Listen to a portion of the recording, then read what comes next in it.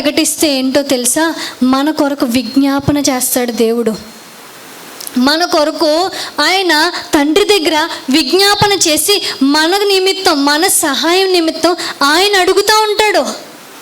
మనకు సహాయం చేయడానికి ఆయన చాలా చురుకుగా ఉంటాడు. ఎప్పుడో తెలుసా? మనం సువార్త చేసినప్పుడే. అంతా విన్నాం కదండి, సువార్త చేయొచ్చు, ఓకే. సువార్తలో కష్టాలు ఉంటాయి, బాధలు ఉంటాయి, నిందలు ఉంటాయి, చంపేవచ్చు. అలాని ఆపకూడదు. స్టెఫెన్ ఉన్నాడు, స్టెఫెన్ రాళ్ళతో కొట్టి చంపేశారు. ఆ తర్వాత ఇంకా మిగతా శిష్యులందరూ అమ్మో స్టెఫెన్ని చంపేశారు కాబట్టి ఇప్పుడు మనం ఏం చేయకూడదు, సువార్త ప్రకటించకూడదని ఆపేస్తే ఈరోజు మనం ఆయన మందిరంలో ఉండి ఇంత సంతోషం పొందుకోగలమా? పొందుకోలేం. తర్వాత మత్తయిని ఎలా చంపారో తెలుసా? మొక్కలు అయ్యేంత వరకు ఈడ్చుతూ చంపేశారు. ఎలా అంటే గుర్రం రథం ఉంటుంది కదండి, రథానికి ఆయన్ని కట్టేసి ఈడ్చుకుంటూ గుర్రం వెనకాతలు వెళ్తానే ఉంటుంది. ఈ వెనకాతలు ఈయన బాడీ అనేది ఆ రథం వెనకాతలు వెళ్తూ ఉంటే ఎప్పటిదాకా ఆ రథాన్ని నడిపించారో తెలుసా?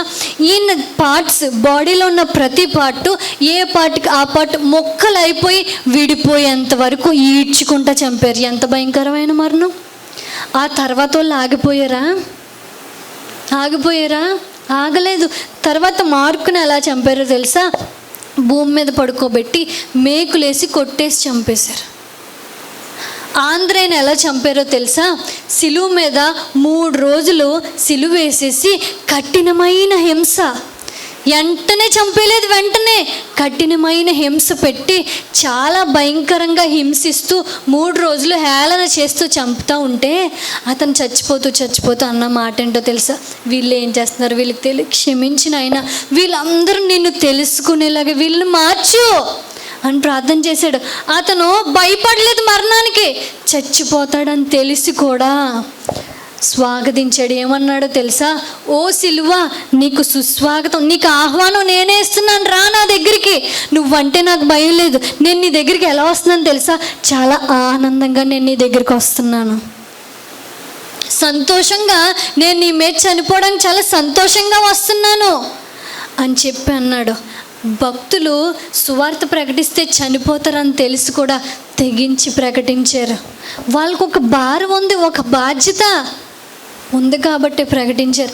పౌలు భక్తుడు మనం చూసినట్లయితే, పౌలు భక్తుడు పొందిన హింసలు ఉంటాయి కదా. 2 కొరింథీ 11వ అధ్యాయం 23 నుంచి 28 వరకు ఉంటాయి. అక్కడ ఏముంటాయి నేను మీకు చెప్తాను, అలా చూస్తూ ఉండండి మీరు.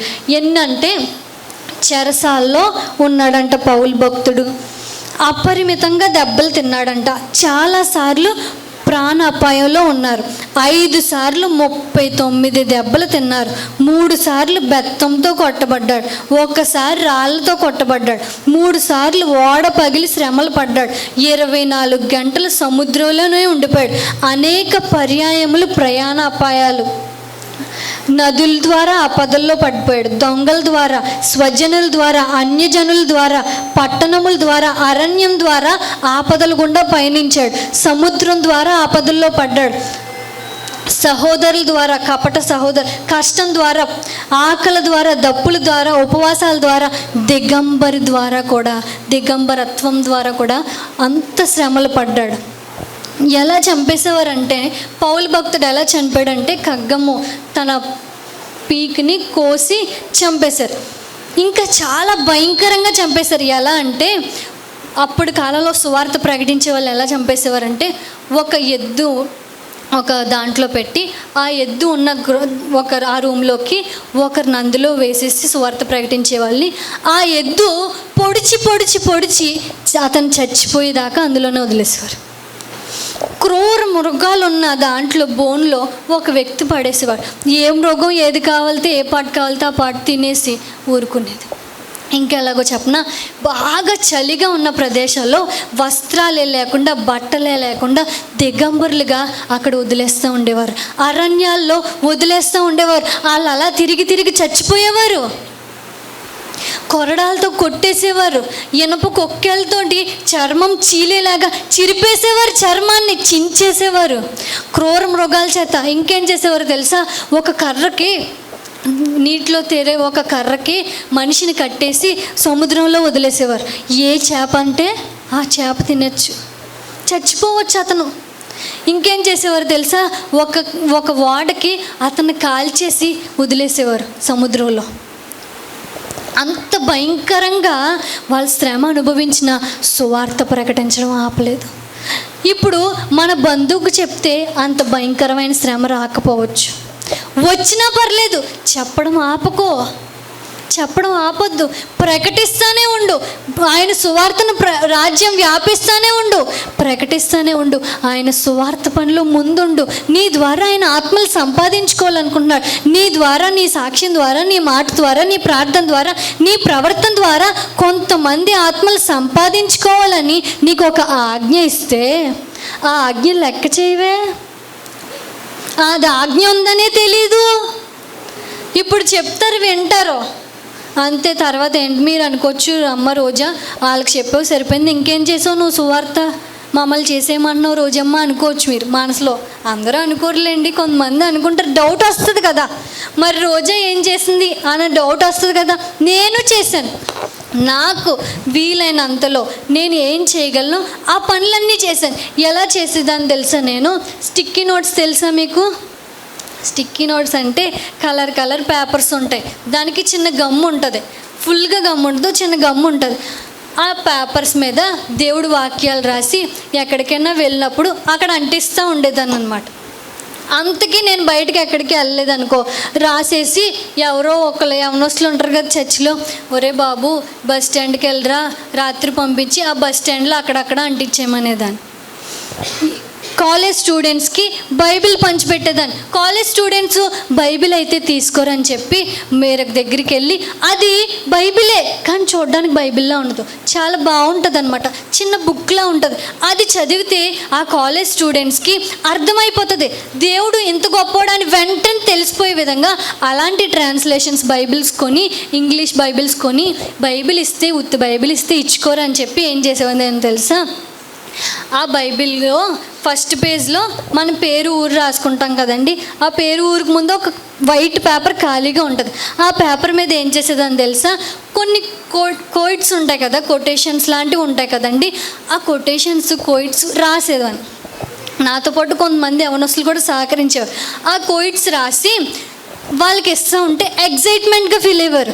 అంటే ఆ కోయిట్స్ వాళ్ళ ఫ్యూచర్ కోసము, వాళ్ళు ఎదురయ్యే సిచ్యువేషన్స్ కోసం ఉంటాయి కదా, కొన్ని కవిత్వాలు అవి ఉంటాయి కదండి, దేవుడిని నమ్ముకున్నవి కూడా ఉంటాయి కదా, దేవుళ్ళలో సంబంధించి. అలాంటివి రాసేసరికి వాళ్ళకి ఇంట్రెస్ట్ వచ్చేదనమాట. మనం ఇవ్వకుండానే బైబిల్ వాళ్ళు నా దగ్గరికి వచ్చి, బైబిల్ ఇవ్వా, నాకు ఒకటి ఇవ్వా, నాకేమొచ్చిందో తెలుసా, నాకు ఇది వచ్చిందని చెప్పి వాళ్ళు బైబిల్ అన్న సంగతి మర్చిపోయి అది నాకు కావాలి అన్నట్టుగా అయిపోయింది. ఎందుకు? మనకి ఆలోచన ఉంటే దేవుడు సువార్త ప్రకటించాలని దేవుడు ఏదో విధంగా సాయం చేస్తాడు మనకి. నాకు ఆలోచన ఇవ్వడం ద్వారా వాళ్ళకి ఇంకా ఆసక్తి పుట్టింది. అవి రాయడం ద్వారా అబ్బా నాకు చాలా మంచిది వచ్చింది, నేను ఇదే సమస్యను ఎదుర్కొంటున్నాను, నేను ఇదే అలా వచ్చింది, అసలు ఇలా జరిగింది ఏంటి అన్న మాట్లాడడం మొదలుపెట్టారు. మా దేవుడు ఉన్నాడు కాబట్టి నీతో మాట్లాడాడు అని సువార్త చెప్పడం ప్రారంభించాం. ఆ తర్వాత అక్కడితో ఆగిపోకుండా నాకు వచ్చిన తలాంతు ఎడిటింగ్ చేస్తాను అనమాట. నేను ఎడిటింగ్ అంటే నేను ఏదో ఎక్కడికి వెళ్ళి ఏమీ నేర్చుకోలేదు, దేవుడు పని చేయాలి అన్న ఇంట్రెస్ట్, దేవుడు సువార్త ప్రకటించాలన్న ఆశ నాలో ఉండి, నాకేమీ రాదు, మీకు తెలిసినని కూడా నాకు తెలియవు, మీకు ఉన్నంత జ్ఞానం కూడా నాకు లేదు, నేను చెప్పుకున్నా నాకు అసలు ఏమి రాదు. అలాంటిది తండ్రి నువ్వే నాకు సహాయం చేయని స్టార్ట్ చేశాను అనమాట. క్రైస్ట్ అంబాసిడర్స్ అని పింట్రెస్ట్ అనే యాప్లో ఉంటుంది, అది అకౌంట్ నాది. క్రైస్ట్ అంబాసిడర్స్ అని పింట్రెస్ట్ అనే యాప్లో ఉంటుంది. ఆ యాప్ స్టార్ట్ చేసి, ఆ యాప్లో అకౌంట్ స్టార్ట్ చేసి సువార్త అందించడం ప్రారంభించాను. ఎలా అంటే నాకు ఏం లేదు, ఫోన్ లేదు కదా, మీ అందరికీ తెలుసు.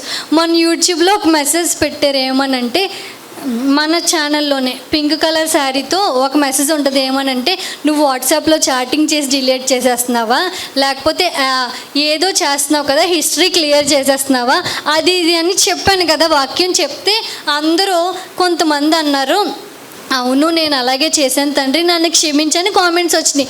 కొంతమంది బాగా మంచి వాళ్ళు ఉంటారు కదా, వాళ్ళు ఏమని కామెంట్స్ పెట్టారంటే, నువ్వు చేసి ఉంటావు కాబట్టి నీకు అంత బాగా తెలిసిందని పెట్టారు. నీకు ఇంత బాగా తెలిసిందంటే నువ్వేం చేసావు? ఆ పని చేసావు కాబట్టి నీకు ఎంత బాగా తెలిసింది. ఇప్పుడు ఆ పని చేయడానికి నా దగ్గర ఏమి ఉండాలి? ఫోనే లేదు నా దగ్గర. మనము పాపం అది తెలుసుకోవడానికి పాపంలో పడిపోయి మునిగిపోని అవసరం లేదు. మునిగిపోయిన వాళ్ళు చూస్తే చాలు, మునిగిపోయిన వాళ్ళు చూస్తే చాలు, అన్నీ తెలిసిపోతాయి. మా యవనస్తులు ఏంటి, ఆ పలానా వాళ్ళు చాలామంది మా ఫ్రెండ్స్ ఏంటి అలా ఉండేవారు. యవనస్తులు అప్పుడప్పుడు నా దగ్గరికి వచ్చి, మా కాలేజీలో ఇలా జరిగింది అక్క, లేకపోతే ఇలా చేస్తూ ఉన్నారు అక్క, ఇలా మోసపోతూ ఉన్నారు, ఇలా మోసం చేస్తూ ఉన్నారు అని చెప్పి వస్తూ ఉంటే నాకు తెలుస్తాయి లేదా అలా అని చెప్పి వాళ్ళు కామెంట్స్ పెట్టుకున్నారు. వాళ్ళు అలా అనుకున్నారు అంతే. నాకు ఫోనే లేదు. ఫోనే లేకపోయేసరికి ఇప్పుడు నేను ఎడిటింగ్ చేయాలంటే ఏముండాలి? నా దగ్గర ఫోన్ ఉండాలి. సువార్త ప్రకటించాలంటే ఖచ్చితంగా ఫోన్ ఉండాలి. నా దగ్గర ఫోన్ ఉండేది కాదు. ఫోను మా మమ్మీ ఫోన్ అనమాట. నాకు పెళ్ళి ఎంగేజ్మెంట్ అయ్యే వరకు ఫోన్ ఉండేది కాదు. ఎంగేజ్మెంట్కి ముందు అంటే ఆయన నాతో మాట్లాడక ముందు వరకు నేను ఎవరితో మాట్లాడేదాన్ని? అమ్మతోనూ మామయ్య గారితో మాట్లాడేదాన్ని. ఎవరి ఫోన్లో అంటే మా మమ్మీ ఫోన్లో మాట్లాడేదాన్ని అనమాట. మా మమ్మీకి ఫోన్ చేస్తే ఆ ఫోన్ నాకు ఇచ్చి మాట్లాడేవారు. ఎంగేజ్మెంట్ అయిన తర్వాత ఆయన నాకు ఫోన్ కొనిచ్చారు. ఫోన్ కొనిస్తే అది యాపిల్ ఫోన్ అంట. ఈ ఫోనే కొనిచ్చారనమాట. కొనిస్తే ఇది యాపిల్ ఫోన్ అని మనకు తెలియదు అనమాట. నిజం, దేవుని సన్నిధిలో చెప్తున్నాను, నిజంగా నాకు తెలీదు. మామయ్య గారు ఆ రోజు ఫోన్ తెచ్చి నాకు ఇస్తే ఎంగేజ్మెంట్ టైం అయిపోతుంది కదా, ఆ ఫోన్ నేను ఏం చేశానంటే మామూలు మన ఫోన్ ఎక్కడ పెట్టుకుంటామండి, మామూలుగా పెట్టేస్తాం కదా, నేను ఆ బట్టల దగ్గర అలా పెట్టేసి పదండి ఎంగేజ్మెంట్కి వెళ్ళిపోదాం అంటున్నా. అప్పుడు వచ్చి అమ్మ అది ఐఫోన్ అంటే, ఐఫోన్ అన్నా మనకు అర్థం అవ్వలేదు. అర్థం అయిపోయేసరికి కంగారులో ఉన్నాం కదా, వెళ్ళిపోయి ఎంగేజ్మెంట్ అంతా అయిపోయింది. ఆ తర్వాత ఫోన్ చేస్తున్నారనమాట మామయ్య గారు, ఈయన ఫోన్ చేస్తూ ఉంటే ఫోన్ ఎత్తట్లేదు. మనం ఎందుకు? ఫోన్ అలవాట్లేదు కదా, అలవాట్లేదు. ఆ ఫోన్ ఎక్కడో ఉంది, మనం ఎక్కడో ఉన్నాం. ఫోన్ ఎత్తకపోయేసరికి మా మమ్మీకి ఫోన్ చేసి ఫోన్ ఇచ్చారు. ఇచ్చి అమ్మ ఆ ఫోన్ ఎత్తవే అమ్మ అంటే, ఎక్కడో ఉంది మామయ్య గారు అండి అంటే, ఎక్కడో పెట్టుకోక నీ దగ్గర పెట్టుకో, అది చాలా విలువైంది, ₹1,00,000 ఫోన్, ఎంతో రేట్ చెప్పి చాలా రేట్ అయిన ఫోన్ కదా, నీ దగ్గర పెట్టుకో అంటే, అప్పుడు మనకి ఇంకొక ఈ బాబోయ్ ఇంత రేట్ ఫోను నేనేం చేస్తాను, ఎక్కడో దగ్గర వదిలేస్తాను, ఫోన్ అలవాట్లేదని చెప్పి బీరువాలో పెట్టేసి తాళం వేసేసేదాన్ని.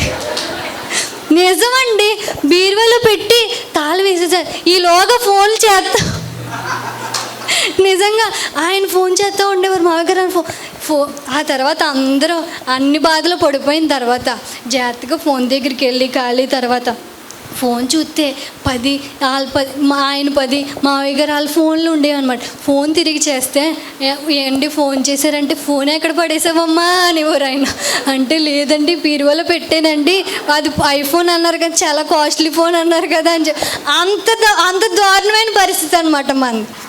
ఒకరోజు చర్చికి ఫోన్ పట్టుకెళ్ళి మామూలుగా ఇలా పెట్టుకున్నాను అనమాట. అక్కడ కాకినాడ చర్చిలో పట్టుకెళ్తే ఓ చిన్నపిల్ల నా పక్కన కూర్చుంటే చిన్నపిల్ల, ఆ పిల్ల 6th 5th కూర్చున్న పిల్ల ఏముందో తెలుసా, పాప అక్క ఇది ఐఫోన్ కదా అంది. అప్పుడు నేను ఏమనుకున్నాను తెలిసి, ఈ పిల్ల కొన్నంత తెలివి కూడా నాకు. అంటే అంత దారుణమైన పరిస్థితి. అలాంటప్పుడు నాకు ఫోన్ ఏమి లేనప్పుడు, మా అమ్మగారు ఫోనే నాకు ఫోన్ అయినప్పుడు, మా అమ్మగారు ఇంటి దగ్గర ఉండరు కదా, ఆయన సేవ మీద వెళ్ళిపోతారు. మీరు అనుకోవచ్చు మీకు ఖాళీ కదా, నువ్వు స్కూల్కి వెళ్ళవు, కాలేజ్కి వెళ్ళి, ఎక్కడికి వెళ్ళి, ఏ పని ఉండదు, నువ్వు చేసుకోవచ్చు అనుకోవచ్చు. ఎవరికున్న పనులు, చిన్నపిల్లోడి పనులు, వాళ్ళ హోంవర్కే పెద్ద పని, మీకున్న పని నాకున్న పని, ఎవరికున్న నా పనులన్నీ అయిపోయిన తర్వాత ప్రార్థనా గదిలోకి వెళ్ళిపోయి ప్రార్థన చేసుకుంటూ దేవుడు నాతో చెప్పిన మాటలు, దేవుడు నాకు ఇచ్చిన కోయిట్స్ బుక్లో రాసేసుకునేదాన్ని అనమాట. రాసేసుకుని మా అమ్మగారు ఇంటికి వచ్చిన వెంటనే ఫోన్లో చాటింగ్లు ఈ చేసుకునేదాన్ని కాదు, ఫోన్ వచ్చిన వెంటనే ఎడిటింగ్ చేసేసేదాన్ని. అప్పుడు దాకా దేవుడు నాకు ఏమైతే చెప్పాడో, ఏమైతే రాసుకున్నానో అవన్నీ ఎడిటింగ్ చేసేదాన్ని.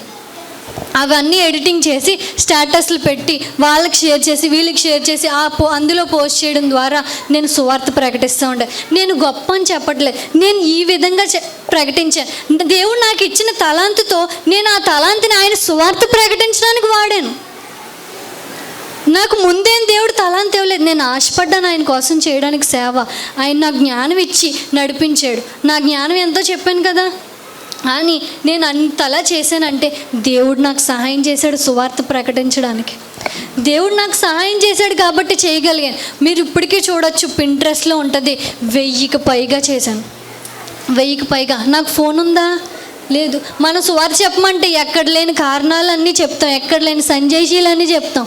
మనసు ఉంటే మార్గం ఉంటుంది. నువ్వు సువార్త చెయ్యాలి, ఆయన మాటను ప్రకటించాలి, ప్రచురించాలి. అందరూ వింటున్నాం, ఇప్పుడు అందరూ వింటున్నాం, అందరూ చెప్తున్నాం.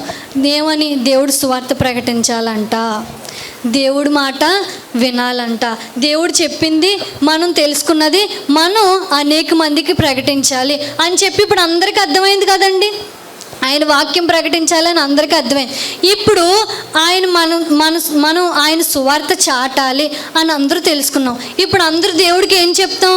తండ్రి, నేను నీ పని చేస్తాను, నేను నీ పని చేస్తాను అని మాట ఇస్తాం. అందరూ మాట ఇచ్చిన వాళ్ళు మాట మీద ఉంటామా?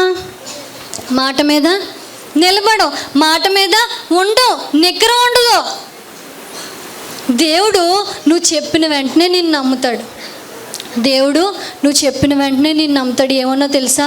నా సువార్త ప్రకటిస్తుంది, ఆత్మల పట్ల భారం కలిగి ప్రార్థిస్తుంది, నన్ను వెంబడిస్తుంది, ప్రవర్తిస్తుంది సువార్తకు తగినట్లు అని చెప్పి నమ్ముతాడు. నమ్మిన వాళ్ళు మనం మోసం చేయకూడదు దేవుణ్ణి. ఒక పాట తెలుసా మీకు? నేను అస్మాన్ పాటలు పాడుతున్నాను అని అనుకోకండి, కానీ పాట ద్వారా దేవుడు మాట్లాడే మాట చెప్తున్నాను. ఒక పాట ఏమని ఉంటుందో తెలుసా? నేను నమ్మిన వారిలో కొందరు మోసం చేశారు, వెళతానని చెప్పి వెనుకకు తిరిగారు.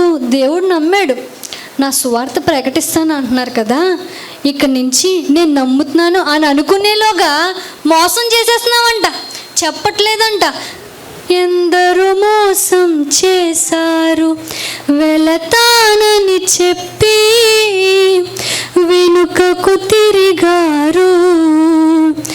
మీరైనా మీలో ఒకరైనా వెళతారా, నా ప్రేమను చెబుతారా, వెళతారా, నా ప్రేమను చెబుతారా. దేవుడు అంటున్నాడు కదా, చాలామందిని నేను నమ్మాను, వాళ్ళందరూ నన్ను మోసం చేసేసారు. వెళ్తాం వెళ్తాం అని చెప్పి కష్టం వస్తే ఆగిపోయారు.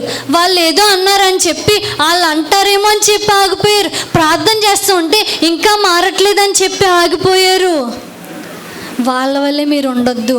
మీరైనా వెళ్తారా, మీరైనా చెప్తారా, మీరైనా ప్రార్థన చేస్తారా, మీరైనా నా కోసం ఆత్మల పట్ల భారం కలిగి ప్రవర్తిస్తారా, సువార్త ప్రకటిస్తారా, మీరైనా దేవుడు చేస్తాడేమో అని చెప్పి ఈరోజు మీతో మాట్లాడుతూ ఉన్నాడు.